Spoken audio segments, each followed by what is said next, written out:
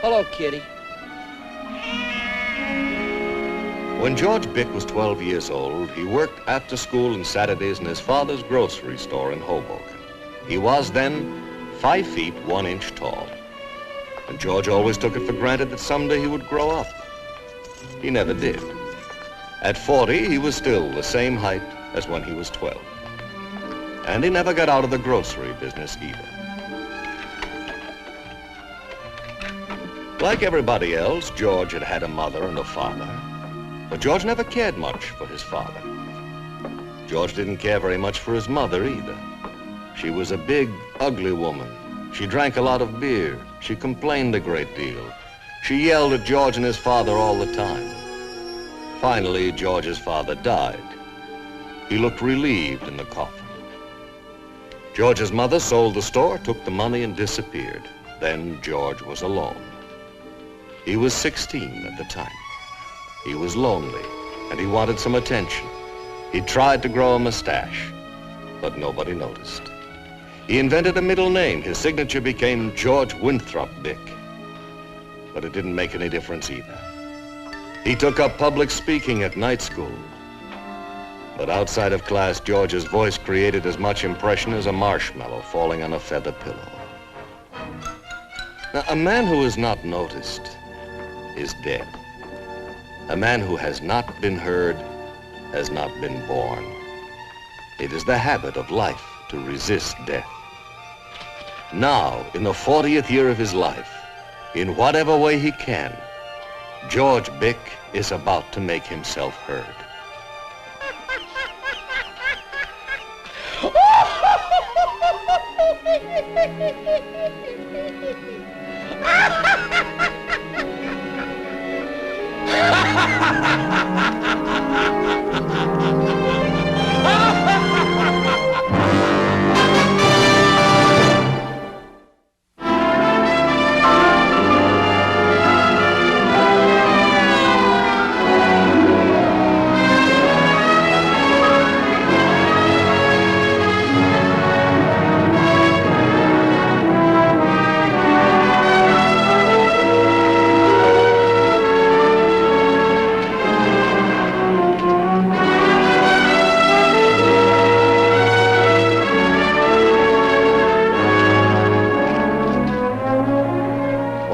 She got hit in the head with a frozen T-bone.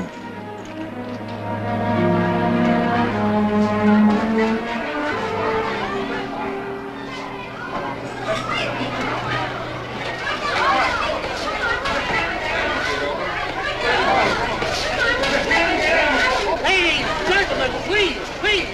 I beg of you, please. We made a mistake. We'll make it good. Please.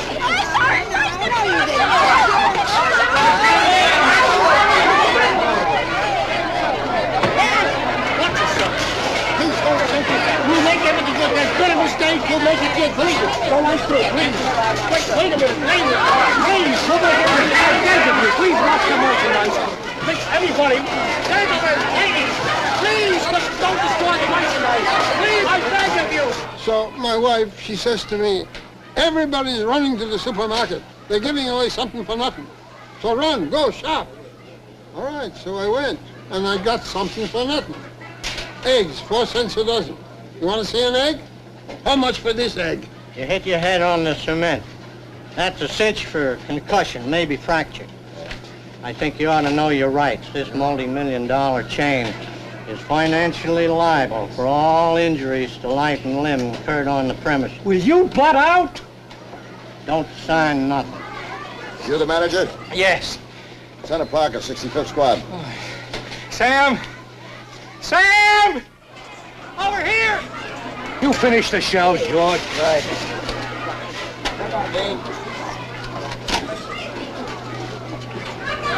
Mr. Bronson, see that this man gets home safely in a cab. We pay for it, okay? What started this? Somebody got in last night after the market was closed, and they switched all the prices around. Prime rib roast, 2 cents a pound. Porterhouse, 8 cents a pound. Switched prices around. That's all? You married? Ask your wife what she'd do for 8 cents porterhouse. Mike, some of the kids in this neighborhood could get into Fort Knox with a hairpin. What page are you on? I think the whole thing was done by kids. How about the cash registers or the safe? Were they tampered with? Nothing. I don't think anything was even taken. Just switch the prices around. Maybe, kids. Sounds like a kid's kind of joke. Yeah. Except after it gets to be a riot, it's no longer funny. Look, let's go over here and let's shop.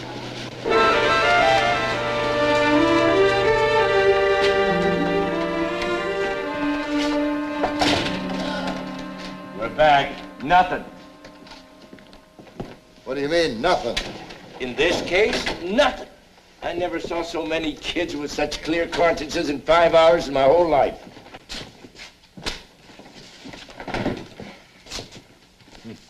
How do we get to the crank files? Let's examine the possibilities, Mike. A, rule out kids. B, nothing was stolen. So what's it add up to? Somebody got mad at the high price of eggs. And did something about it. That's right, somebody with a grudge. An employee who was dissatisfied, or maybe a former employee who felt that the company gave him a raw deal. Or maybe just a customer with a grudge. At any rate, it adds up to a crank. Yeah.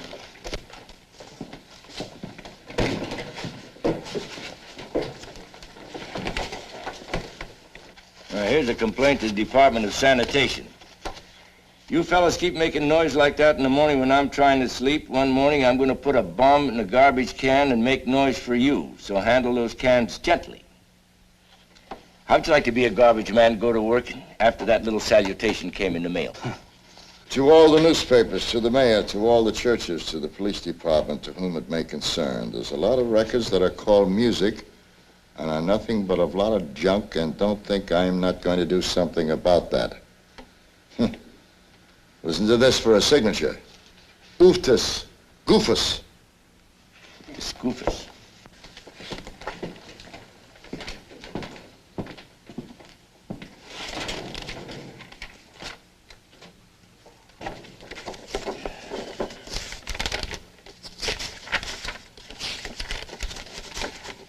Report.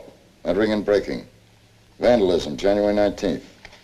On this date, between the hours of 11 p.m. and 8:30 a.m., person or persons unknown broke into the retail record store at 951 Harrington Place, and in that store collected together all rock and roll records on the shelves and threw them into a metal waste container and melted them into one mass using a blowtorch or some such instrument.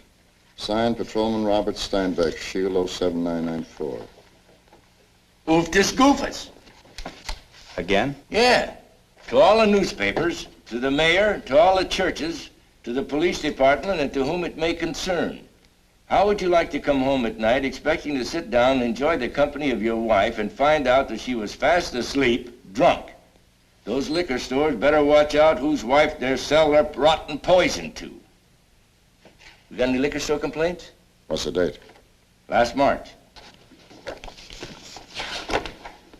Wait a minute, fellas. Here's our friend, Mr. Ooftus Doofus again. Proclamation number 3. Well, that's a new touch. To all the newspapers, to the mayor, to all the churches, to the police department, and to whom it may concern. A man works all day to bring his wife home a pay envelope at the end of the week. Then she wants him to take her to the movies night after night. How are you supposed to compete with some movie actor who's got nothing to do but spend 8 hours a day making up to look handsome? You take your wife to that kind of movie. Afterwards, you come out, and in the light, she looks at you, and you're dead. The movie houses better watch out at what they show. Ooftus Doofus. Now, this goes back to the beginning of the year. You know, it seems I can recall at least 4 cases of stink bombings in neighborhood movie houses since that time. So we got a crank named Ooftus Doofus who's annoyed with liquor stores, movies, and rock and roll. We're looking for a crank that's annoyed with supermarkets. Here's the liquor store deal. Yeah? The trespasser apparently went down the shelves containing whiskey, broke open the seals on alternate whiskey bottles, emptied the contents to refill the bottles with weak tea. You know, Mike, all of these things have a kind of feel to them. It's the same kind of thing as mixing up those price tags this morning. The newspapers, the mayor, to all the churches, to the police department, to whom it may concern. The newspapers. Who you calling? The newspapers, Mike. Maybe the reason we haven't heard from Mr. Ooftus Doofus on supermarkets is because they haven't passed his latest letter on yet.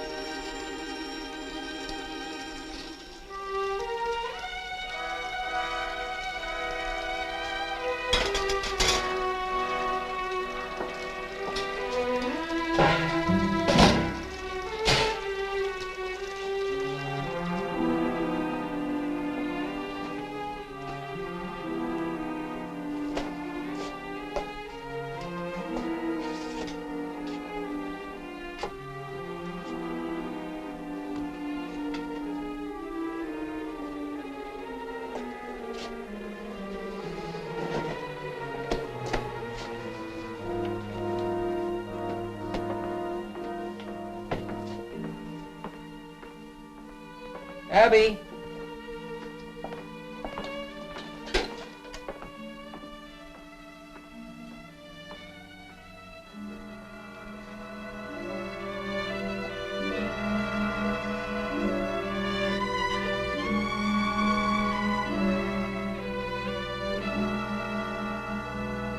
Abby. Where could she be? Why ask me? How do I know, George? You know? You know all right. I do? Okay. So she stopped off someplace and had a drink after work. Yeah. Yeah, she stopped off at the bar and had a drink or two. And maybe talked to somebody. You bet your sweet boot she stopped and talked to somebody.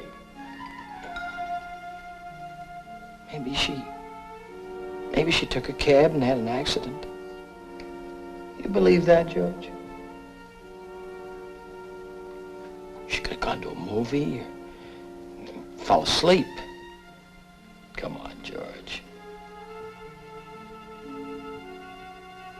Yeah.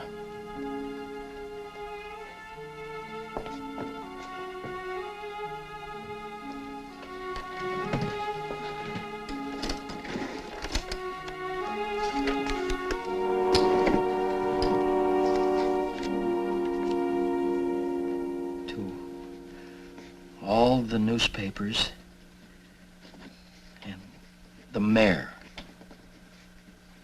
to all the churches and the police department, and to whom it may concern. Proclamation number 5.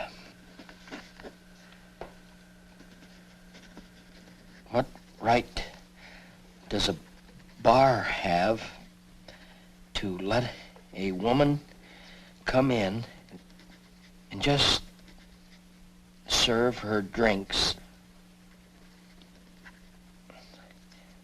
and not ask, why aren't you home?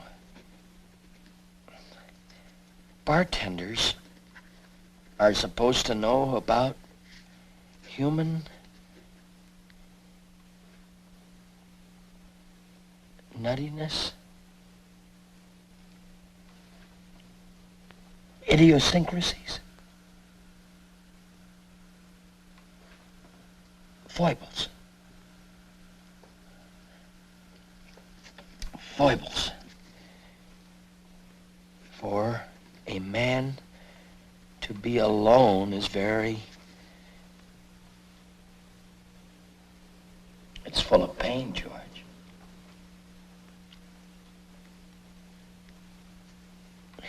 For a man to be alone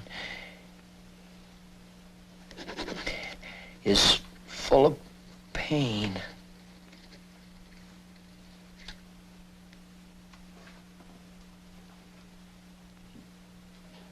What's the matter, George? It's just that I get so lonely.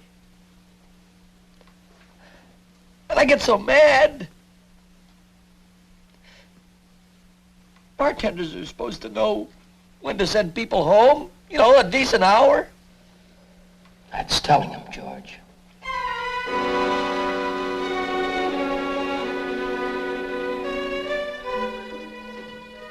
Abby!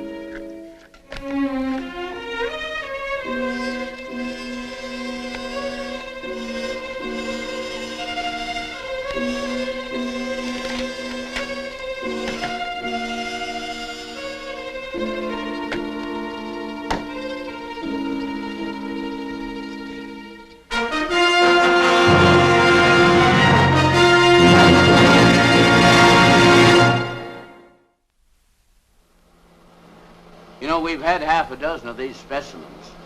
The language is very similar, the paper is identical, and the device that was used to do the lettering is the same in every case. Now, do you see that H? See that little nick there at the top of that H?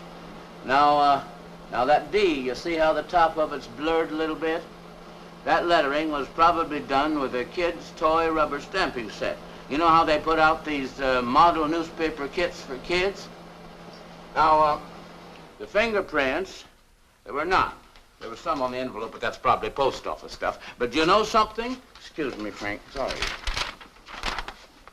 That guy may be a crank, but he makes a good deal of sense. His remarks are very philosophical. In fact, you might even say sociological. Listen to this. When are American housewives going to realize that there's something more important than their looks? Huh? And, I mean, all these ideas they get from beauty parlors. They all act like they think they're in the movies or something, and they're neglecting their husbands and their homes. No wonder this country has the biggest divorce rate in the world, huh? Yeah. Thanks, Reese. Mike, maybe I've got a way how we can move on this case. Okay, I'm listening. It doesn't cost anything to listen. Well, suppose all these letters represent a cry of something real that happened in this man's life. Like the supermarket where he mixed up all the prices. Maybe something really happened to the guy there. Or maybe to his wife. Or the liquor store. Maybe that's the store that sold his wife the whiskey they got her drunk. Does that make sense? Yeah, makes sense. All right. Well, how does a store get a man so angry that he wants to get back at it? He must have had some contact with the store. I mean, the store just doesn't reach out in the street and do something to you. You must have gone into the store. And that means that Ooftus Doofus must have been in every one of these stores at some time or another. Okay, that's where our questioning begins. One by one store after another, we show them the letters. It might remind them of a particular incident that occurred. Also, they may remember the customer that was associated with that incident. Maybe it's a guy that works at one of these places. Yeah, we can work on that too. Get a list of the employees dating back as far as the letters. Might even cross-check. Find out if any of these employees have worked at 2 or more of these particular places. It's possible. Yeah, it's possible. Lieutenant, are you through with me? Because it's 2 o'clock in the morning and I gotta be back here at 8:30. Okay, Fraze. Take off. Good night, Fraze.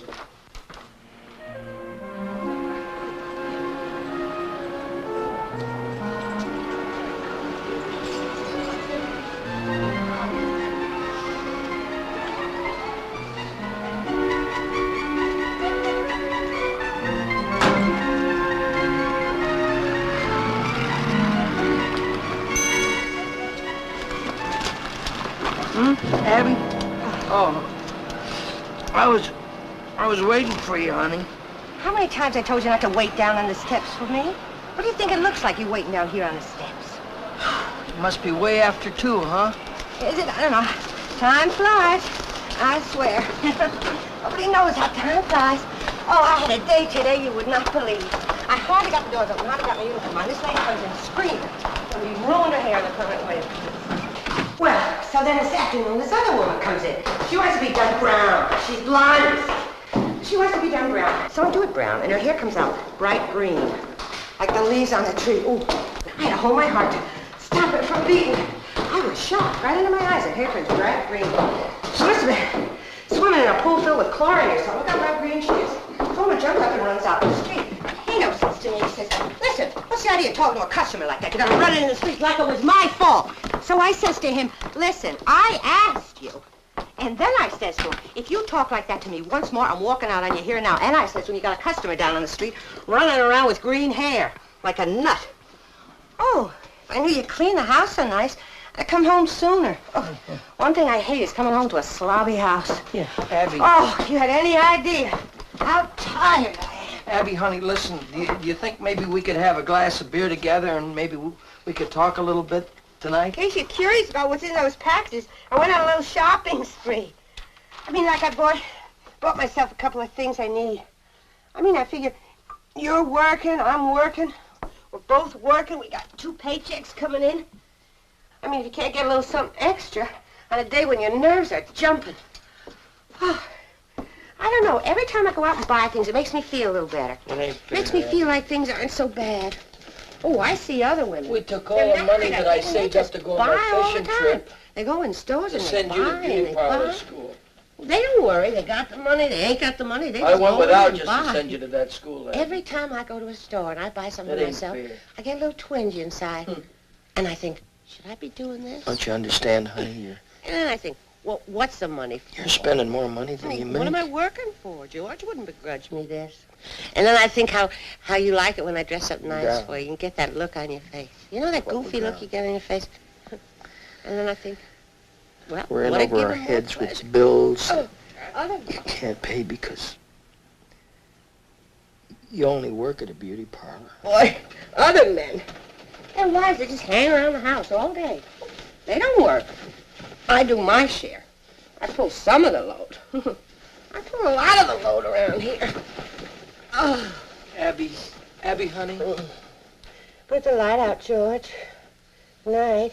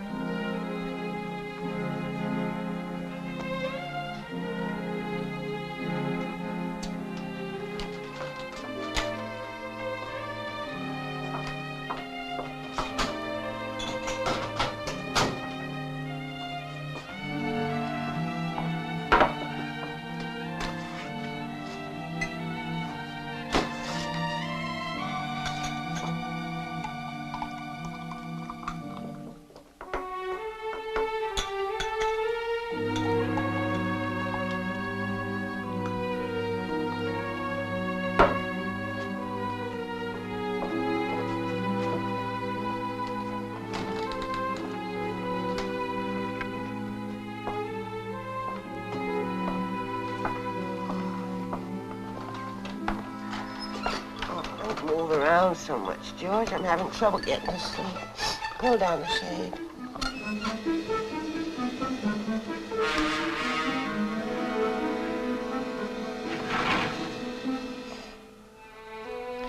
Ab, come on, just have one beer with me, huh? We'll talk a little. George, if you only knew the day I got ahead of me tomorrow. Just one beer, Ab. I got appointments, 6 of them, starting first thing in the morning. Mrs. Andrews coming in for a permit. And does she complain? Can't do anything right for her. She sits there and complains, and then they start coming one after another, one after another. Oh, you think with a day like that I'd make $10 or $15 in tips? Oh, no, not them. They're not tippers. Maybe a 40 or 50 cents, big deal. Expect you to wait on them hand and foot. Like you were their slaves. So I lay there thinking, he is selfish. Just plain selfish, like all the rest of us. Okay, so I says to him, Georgie, I am trying to get my sleep. Now, if you can't go to sleep, why don't you go and take a walk out in the fresh air? Meantime, I do not have that problem. And I say to him, Georgie, where have you got the brains God gave you? In your big toe? Where you got the consideration God gave you? In your little toe? I have got to get to sleep, because I got to go to work tomorrow.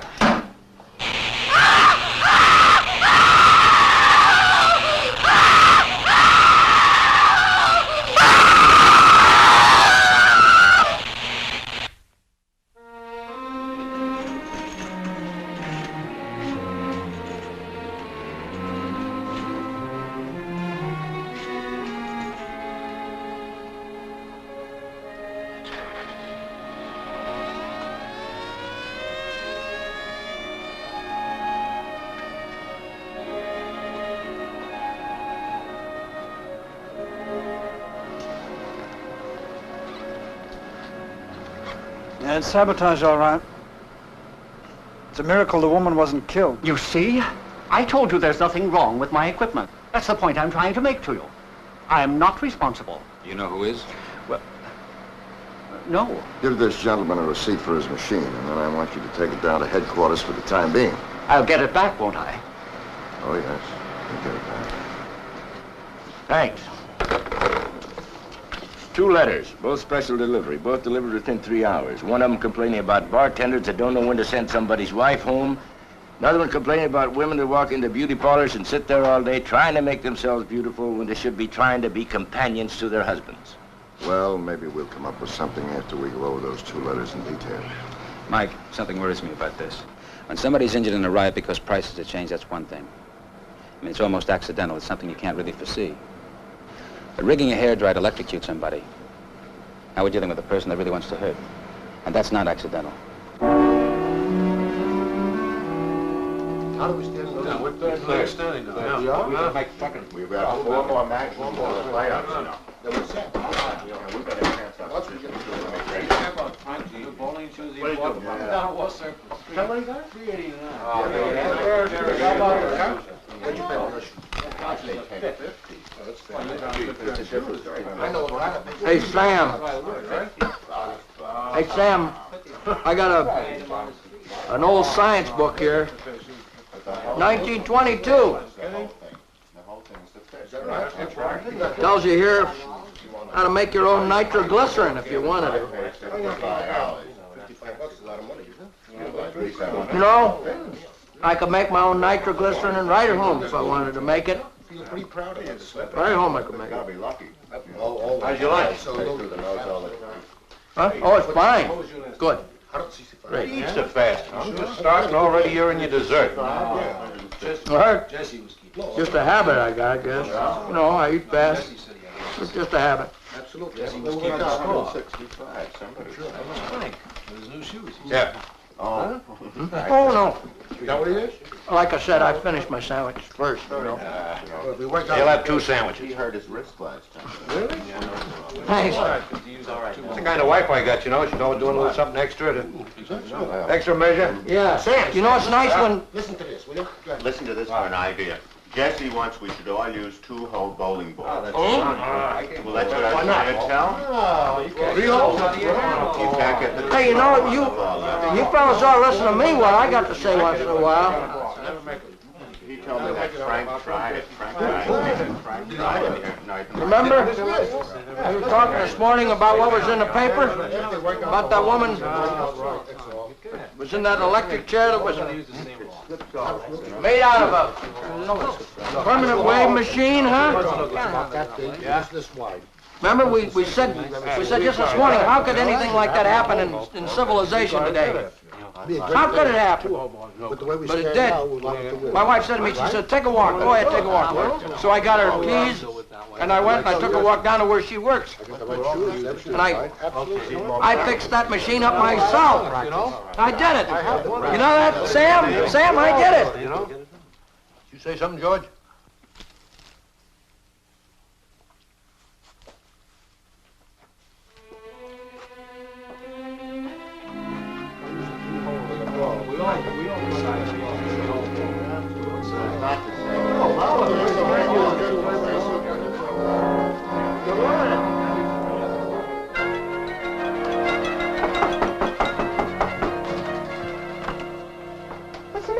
get your keys? No, I saw this in the paper here. And what happened at the shop today? What a day this was. Yeah, well, I called a couple of times, but the line was busy. The line was busy. The police were there. And the newspapermen came. They took a lot of pictures. I want to see if mine's in the paper. Yeah, well, I thought maybe after what happened today, you'd be upset and maybe you want to go out and have some chow mein, or we could see a movie or something. Oh, if you think my nerves were jumping yesterday, you should have seen my nerves jumping today. I mean, when you see electricity going through a body, ooh, it's a shock to your whole nervous system. I turned around to Cato and I said, I am not touching these machines until you get those currents traced. I mean, you should have seen it. Her hair was standing straight up and out from her head, hair by hair. I said to myself, that is as far from a permanent wave as you can get. What's that in there? Oh, that's Mr. Bagger. Mr. Bagger?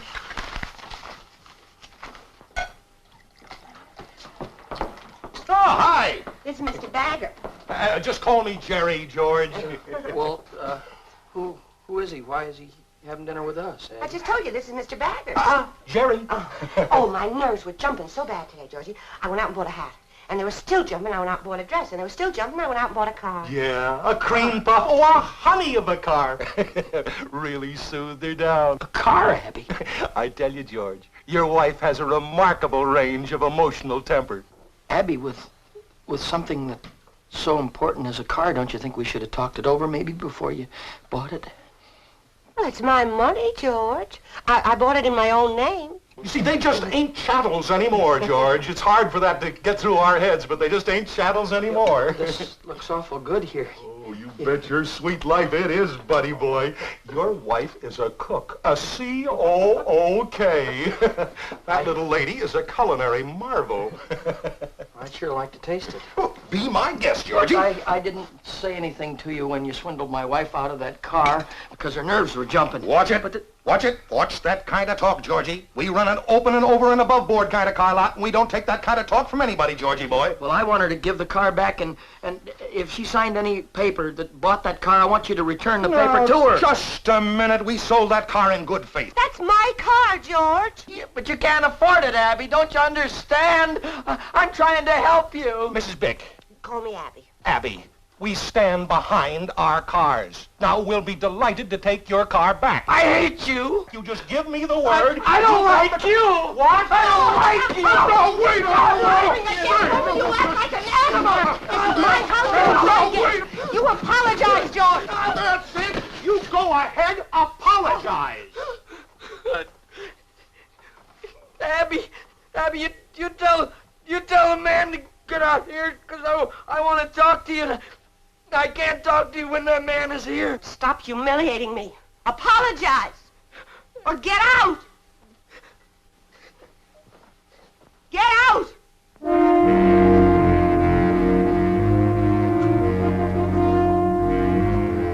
Wow. Leave me, Mr. Bagger. I don't know what's gotten into him lately. Just call me Jerry. Leave me, Jerry. I don't know what's gotten into him. But I'm getting fed up.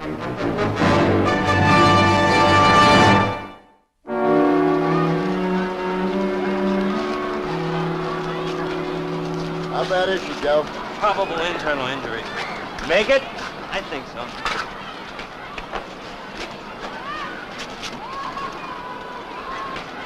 Kind of a screwball would empty out the brake fluid. On just this one car, you know, Mr. Bagger? Oh, as far as we know, all of them. Boys checked maybe 20, 25 cars. All of them had their brake fluid emptied? Every one of them. How many times you gonna read that letter? Mike, he couldn't have written this many letters without telling us more about himself than he intends to. Adam, the poor guy's out of his mind. Out of his mind. Listen to this and see if it doesn't make sense to you. And another thing, high-pressure salesmen. They do anything they want to sell a car.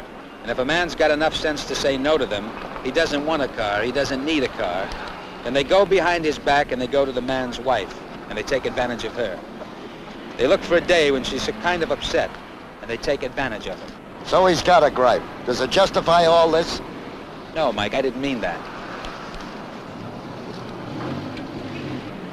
Mr. Bagger. Yeah? How many salesmen do you have here besides yourself? Oh, 5, 6. Depends on the season. High-pressure salesmen? Oh, no, more like medium pressure. You know, like when a guy's trying to make up his mind, we help him. Then now, high pressure. That's when a guy hasn't got any money in the bank, so we sell him a car and he has to go borrow the money from his relatives. You know, that's high pressure. Mr. Bagger, a lot of your customers nervous when they come in to buy a car? What do you mean nervous? Well, upset. For instance, you recall recently selling a car to a woman who was very upset. Oh, you look for nervous people, you go to a new car lot. New cars cost a lot of money. Doesn't make anybody nervous. What's to get upset with a used car? Maybe they get nervous when they get off the lot and they go home and find out what they got. That's a joke.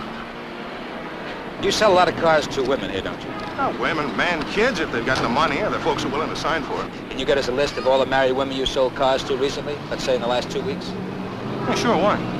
Just get it, will you?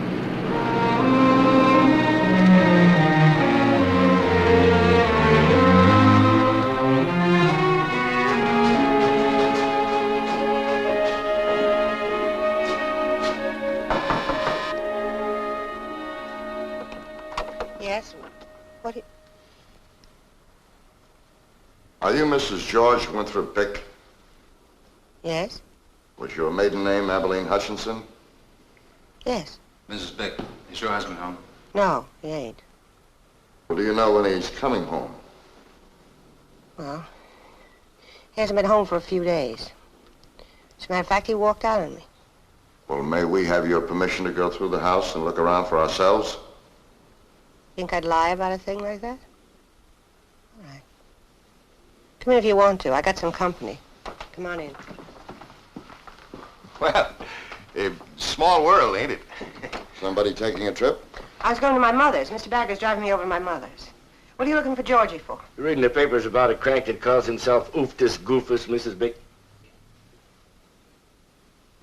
You're kidding. Little Georgie? Oh, come on. I'll check in here, Mike. Okay. Mrs. Bick, we made a list of all the places that Ooftus Doofus had attacked, and of all the people who worked in those places who ever had serious fights with the management of those places. We would have been here the day that your hairdryer was rigged in your beauty shop, except for the fact that you're working under your maiden name. Mr. Bagger here was kind enough to give us an automobile contract purchase slip in which you used your maiden name and your married name. That's George's. I threw it away. I was throwing out all his things. Ever get the feeling that you wanted to stay, but you wanted to go? Sit down, Mr. Bagger. Mrs. Bick, how long has it been since you've seen your husband? 3, 4 days. Do you have any idea where he is? How should I know? Well, haven't you asked yourself, where is he? Or hasn't it occurred to you in all this time to go to missing persons and report it? You don't even know if he's dead or alive. No. Mrs. Bick, we're trying to find Georgie. We don't know what he's going to do next. His activities have gone beyond mischief. He's become a very dangerous man. People are being hurt because of him. It's very important that we find him. That's your job. You're a detective. Missing Persons Bureau is a lot nearer to you than it is to me. Well, don't look at me. I got my own problems.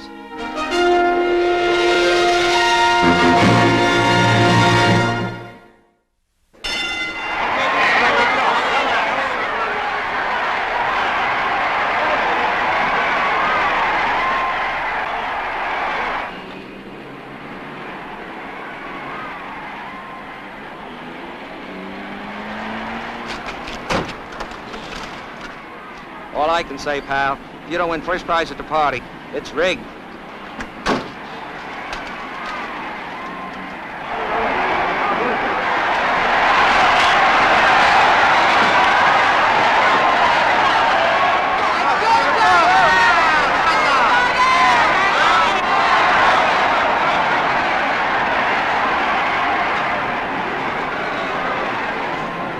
Get away from me!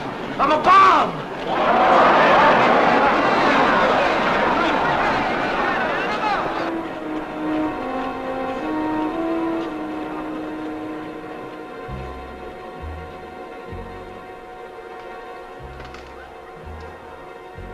Ladies and gentlemen, I want you all to listen to me here, because This thing that I have in my hands here, it's a bomb. I don't want anybody to move. One wrong move, and I'm gonna blow us all up. Put that microphone down to me. Put it down. Thank you. Now, this is a bomb that I've got here, and I don't want to hurt anybody unless you force me to, so sit perfectly still. This suit that I'm wearing, this tin suit, is bulletproof, so anybody who has funny ideas, they can forget those funny ideas right now. My hand, you can see it inside the box here. Well, it's like a handbrake on a bicycle. I squeeze too hard, or if I let it go just a little bit too much, why, wham! In case you want to know who I am,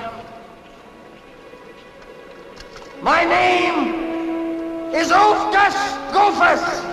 Yeah, that's right, Ooftus Doofus. Now I'm going to let one person go out of this arena to make a phone call to Mrs. George Winthrop Bick. One person.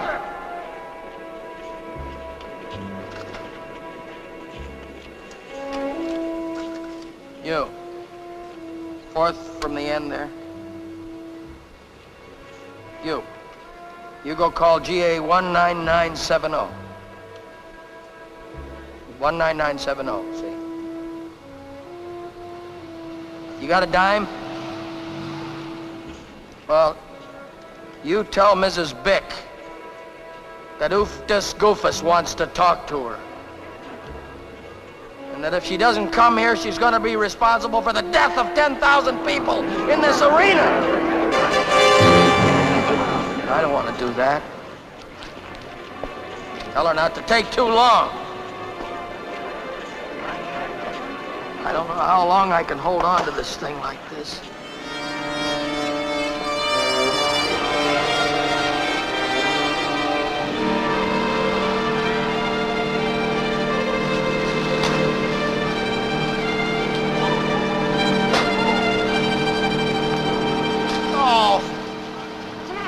Crying out loud, what am I letting myself in for? What do I want to go in with a lunatic like that for? I asked you to come with me. I mean, I'm a woman. You can't expect me to go in there by myself. Well, there's 10,000 people in there already.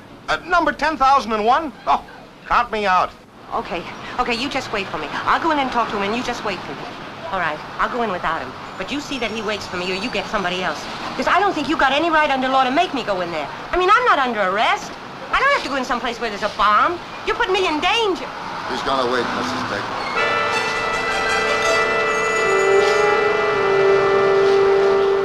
So I wrote the president, and I warned him about the bombs. That's something to think about. That's something to write about. And I wrote about it. There are many things that you should write about, too. Abby.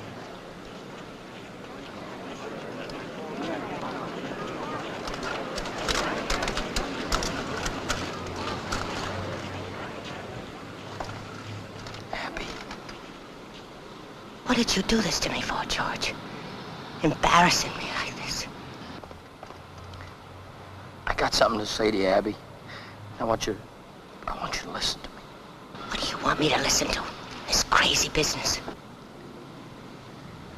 I love you, Abby. I love you. I don't want you to leave me. You lunatic. You crazy, stupid lunatic. You get up in front of 10,000 people in that dopey tin suit, scare the life out of everybody with some dopey bomb, and you think because you say, I love you, Abby, that's gonna make me happy? No, wait a minute, Abby, don't. I don't want to have anything to do with you, Wait a minute, George. Abby, honey, please. I am through with you. Please don't say that. I am finished. No, don't say that, Abby. Listen, if you go, I won't have anything. Who do you think you are? You haven't got looks, you haven't got money, you haven't got personality, you haven't got brains, you haven't got anything. Oh, yes, you've got your nerve. That you've got a lot of. And if you have a shred of decency left in that dopey brain of yours, you'll turn around and you'll ask these people to excuse you for mixing them up in a family fight. I want you to know I got nothing to do with this thing. I'm getting a divorce.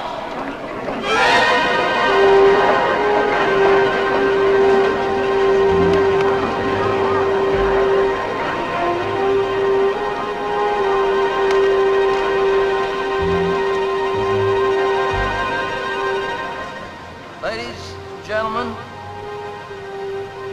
I'm sorry that I mixed you all up in my personal problem.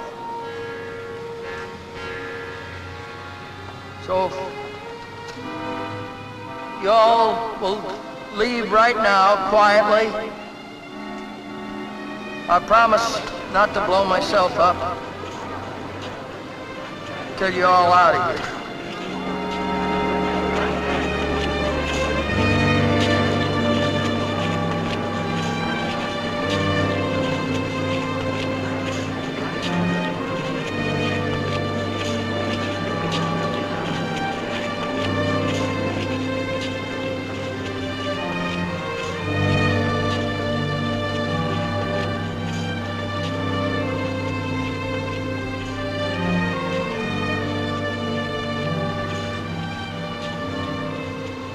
Look, I don't want you fellas up here, you understand? I'm very tired, and I don't know how long I can keep this bomb from going off. Let us help you, George.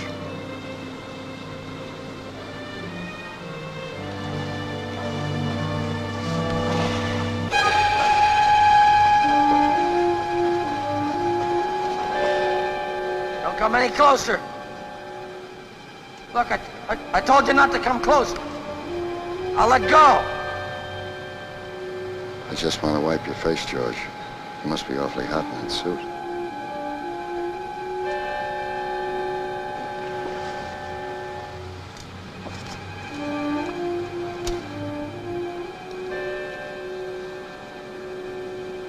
Didn't you hear me say that I was gonna let this thing blow everybody up? Huh? I don't understand. Doesn't anybody listen to what I say?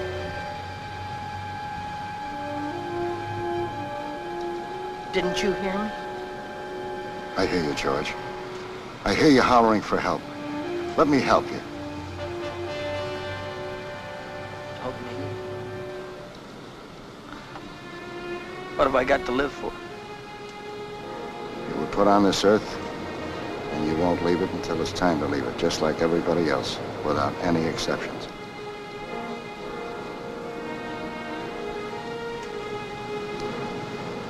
Don't let go, George.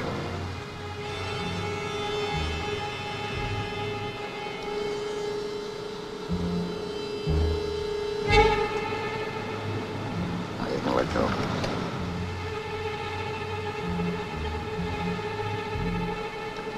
That's it.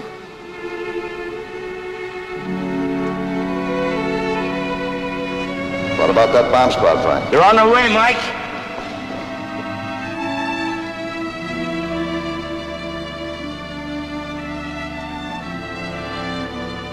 There are 8 million stories in the naked city.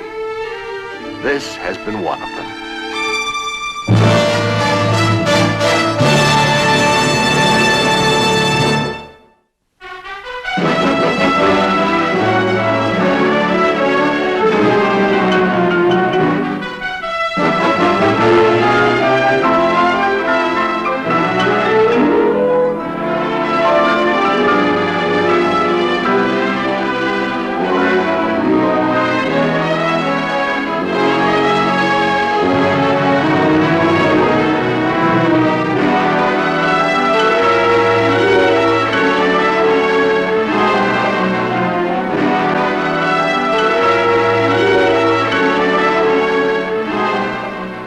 This has been a Screen Gems film presentation from Columbia Pictures, produced by Herbert B. Leonard.